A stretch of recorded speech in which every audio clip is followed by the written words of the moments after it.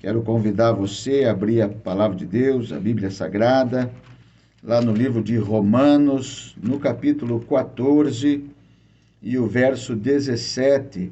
A palavra do Senhor nos diz: porque o reino de Deus não é comida nem bebida, mas justiça e paz e alegria no Espírito Santo. Porque o reino de Deus não é comida nem bebida, mas justiça e paz e alegria no Espírito Santo. Louvado seja o nome do Senhor Jesus. Nós vemos nesse texto sagrado, o reino de Deus possui 3 significados aqui descritos. 3 significados espirituais muito importantes. E ele vem falar de justiça, ele vem falar de paz, e ele vem falar de alegria no Espírito Santo.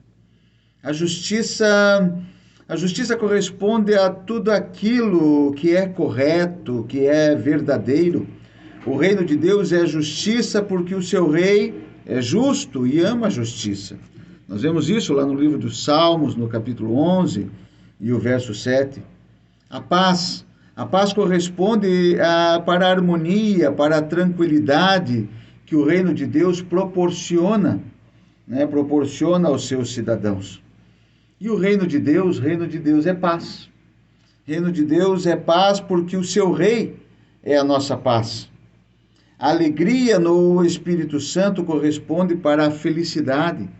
Sim, para a felicidade de quem serve ao bondoso Rei Jesus. O reino de Deus é alegria, sim, alegria no Espírito Santo, porque na presença do nosso Rei há fartura de alegria. Nós vemos isso lá no livro dos Salmos, Salmos 16 e o verso 11, vai dizer que na sua presença há fartura de alegria. A sua palavra nos diz que na presença dele a tristeza torna-se em alegria.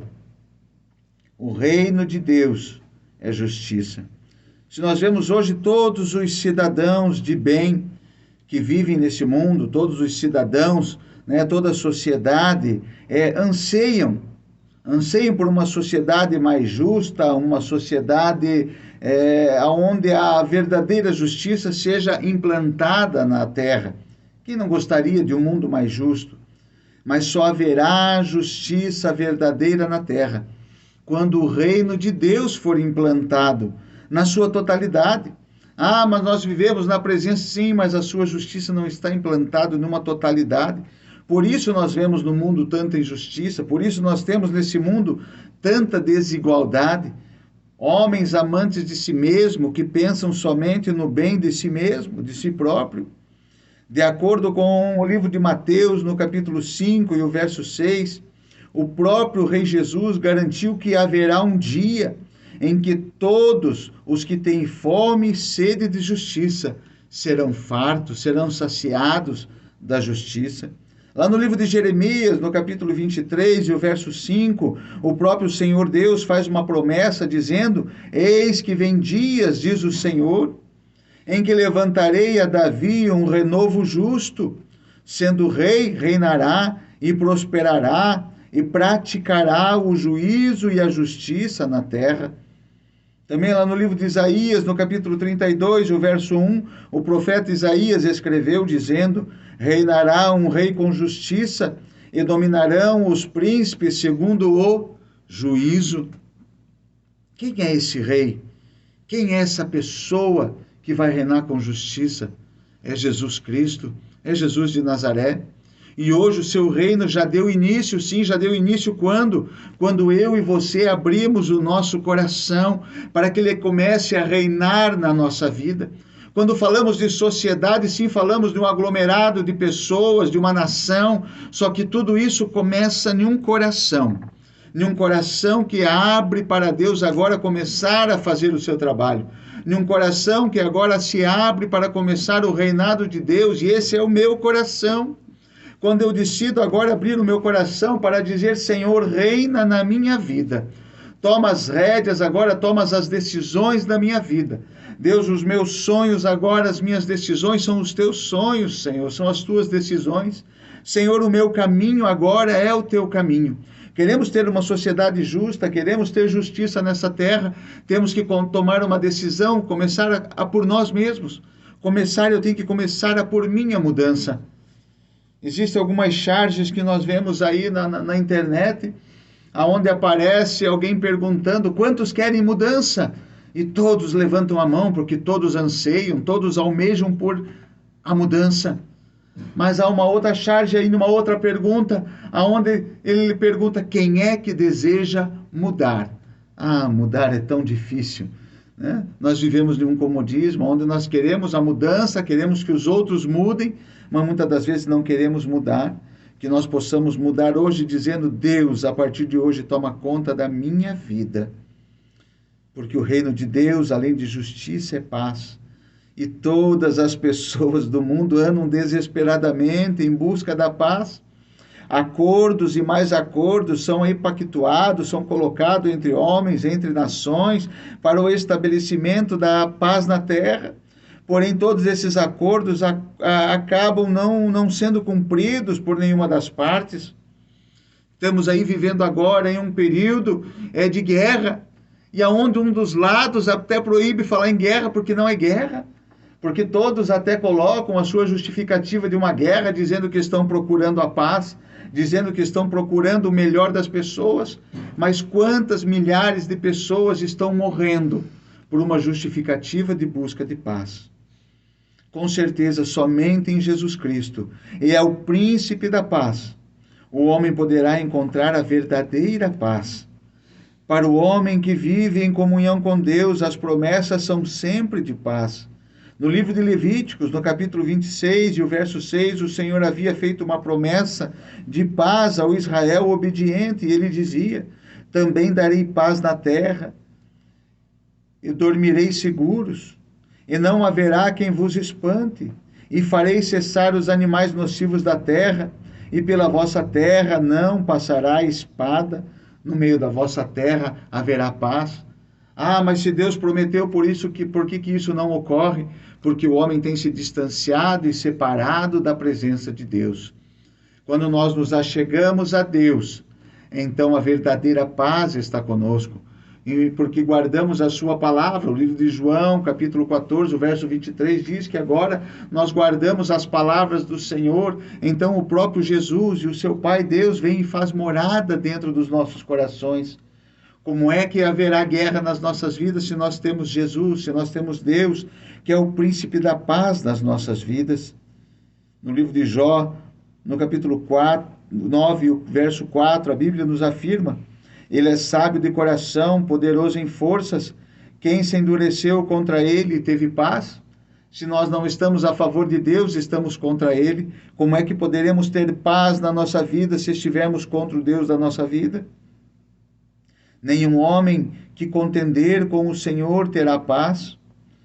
Em Jó, no capítulo 22 e o verso 21, a palavra de Deus aconselha o homem dizendo: une-te, pois, a Deus e tem paz, e assim te sobrevirá o bem. Aí está o segredo da verdadeira paz que nós tanto buscamos e tanto almejamos. Unirmos a Deus, colocarmos o nosso coração em Deus, colocarmos as nossas vidas na dependência de Deus, e teremos a verdadeira paz.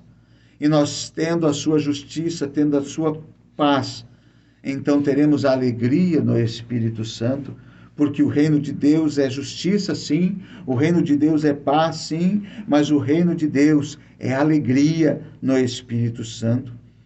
E volto a dizer, todas as pessoas do mundo andam em busca de alegria e felicidade. Algumas até procuram alegria e felicidade, porém nos lugares errados.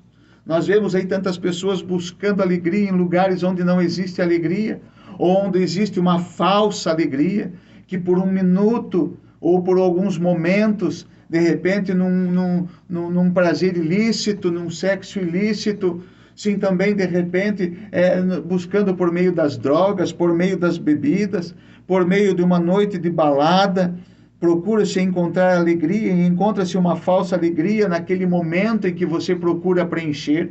mas quando passa o efeito daquela dose de bebida, daquela dose de droga, quando passa-se aqueles momentos de falso prazer, a dor volta a imperar no coração do homem, a tristeza volta a imperar no coração do homem. A alegria, ela está no Senhor Jesus Cristo, que nos enviou o Espírito de alegria.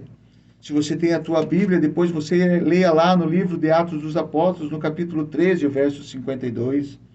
Sabedor do grande festival do vinho realizado lá em Éfeso, a fim de promover alegria aos homens, Paulo lhes apresenta uma alegria superior à que a do vinho, a que a bebida, a que as coisas deste mundo proporcionam. E ele diz: não vos embriagueis com o vinho em que há contenda, mas enchei-vos do quê? Enchei-vos do Espírito Santo. Aos Efésios, no capítulo 5, verso 18, porque ele sabia que é só no Espírito Santo que nós podemos ter alegria, que nós podemos ter paz, que nós podemos ter a justiça verdadeira das nossas vidas. Lá no livro de 1 Tessalonicenses, Paulo escreve, lá no capítulo 1, verso 6, ele afirma que os crentes de Tessalônica receberam a palavra em meio a muita tribulação, porém com alegria do Espírito Santo. Lá no livro de Gálatas, no capítulo 5, verso 22, Paulo ainda escreve que o fruto do Espírito é alegria. O gozo do Espírito, o fruto do Espírito é alegria, ou é o gozo. Lá no livro de Filipenses, capítulo 4, verso 4, Paulo ainda descreve dizendo: regozijai-vos, alegrai-vos sempre no Senhor. Outra vez digo, alegrai-vos, regozijai-vos.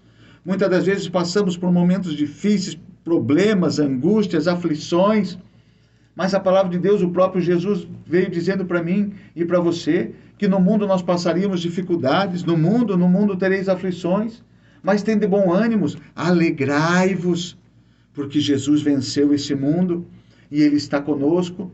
No finalzinho do livro de São Mateus, ele vai dizer para mim e para você que Ele vai estar conosco todos os dias da nossa vida. E isso é motivo de alegria, isso é motivo de regozijo. Por quê? Porque Ele é o Senhor da nossa alegria. A alegria do Senhor é a nossa força, Ele nos fortalece. Então Ele alegra o nosso coração. E se Ele alegra o nosso coração, nós temos paz com Deus. A Bíblia vem nos dizer para nós seguir a paz com todos e a santificação, onde nós vamos ter o quê? Paz com Deus, onde nós podemos estar junto com Deus, e a justiça do seu reino vai imperar em nossos corações. E ele ainda nos afirma: buscai primeiro o reino de Deus e a sua justiça, e as demais coisas, isso que nós precisamos nessa vida, Deus estará acrescentando. O grande conselho do rei aos seus súditos é o seguinte: buscai primeiro o reino de Deus e a sua justiça, todas essas coisas vos serão acrescentadas. Mateus capítulo 6, verso 33.